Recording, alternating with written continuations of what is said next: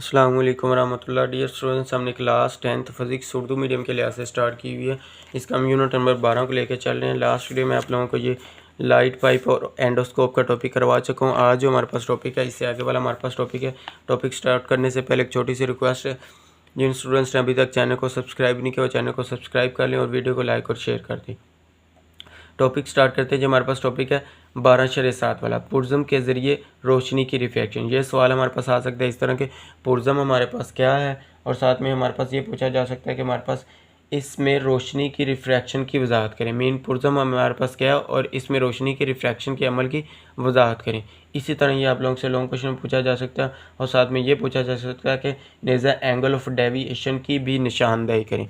इसको हम देखते हैं कि हमारे पास एंगल ऑफ डेविएशन क्या होता है और इसकी हम वजाहत देखते हैं, और साथ में देखते हैं हमारे पास पुर्ज़म क्या होता है। ये आप लोगों ने पहली हेडिंग देनी कि पुर्ज़म की। पुर्ज़म हमारे पास क्या, पुर्ज़म शीशे का एक शफाफ जिस्म होता है जिसकी 3 सतहें रेक्टेंगुलर और 2 सतहें ट्राईएंगल होती हैं। यहाँ तक ये इसकी तारीफ़ है पुर्ज़म की। ये शॉर्ट क्वेश्चन में भी पूछा जा सकता है। उसके बाद हमारे पास इसकी वजाहत देनी, आप लोगों ने यहाँ से वजाहत स्टार्ट करते हैं जी।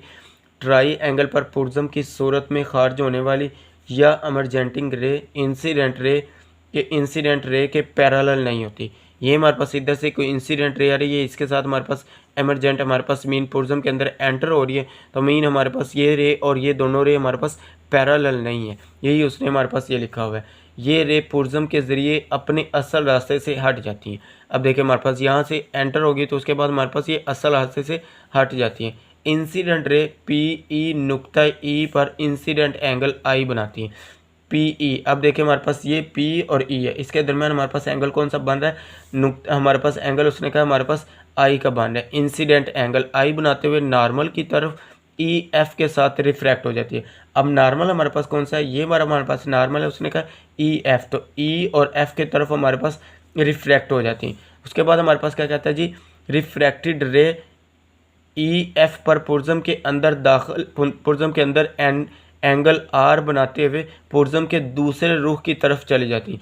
इधर हमारे पास क्या बना रहा है, इधर हमारे पास एंगल ऑफ रिफ्लेक्शन बना रहा है आर वाला, तो हमारे पास आर रिफ्लेक्शन हमारे पास एंगल ऑफ आर बनाते हुए पुर्ज़म के दूसरे रुख की तरफ चली जाती है, हमारे पास बाहर की तरफ आ जाती है।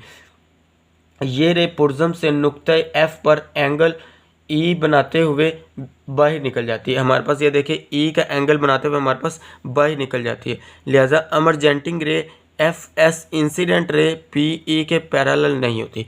एफ एस और पी ई के हमारे पास पैरेलल नहीं होती, बल्कि एंगल डी के बराबर मुड़ जाती। एंगल डी के बराबर हमारे पास एंगल डी कौन सा है, इधर हमारे पास ये वाला एंगल डी है, इसके बराबर हमारे पास मुड़ जाती है। तो जो हमारे पास एंगल डी है, इसी को एंगल डी को एंगल ऑफ डेविएशन कहते हैं। यही उसने पूछा था कि एंगल ऑफ डेविएशन की साथ में निशानदेही कर, तो हमारे पास डी एंगल को हम क्या कहते हैं, एंगल ऑफ डेविएशन कहते हैं। ये था हमारे पास आज का टॉपिक। ये हमारे पास छोटा सा टॉपिक था, लॉन्ग क्वेश्चन के तो पूछा जा सकता है, और शॉर्ट क्वेश्चन हमारे पास ये पुर्ज़म की तारीफ पूछी जा सकती है कि हमारे पास पुर्ज़म क्या होता है। तो ये आप लोगों ने अच्छी तरह से तैयार करना। उम्मीद है कि आप लोगों को वीडियो अच्छी लगी है। अगर वीडियो अच्छी लगे तो लाइक करें, शेयर करें और अपने दोस्तों के साथ इसका लिंक शेयर करें ताकि उनको भी फ़ायदा हो सके। और जिन स्टूडेंट्स ने अभी तक चैनल को सब्सक्राइब नहीं किया वो चैनल को सब्सक्राइब कर लें।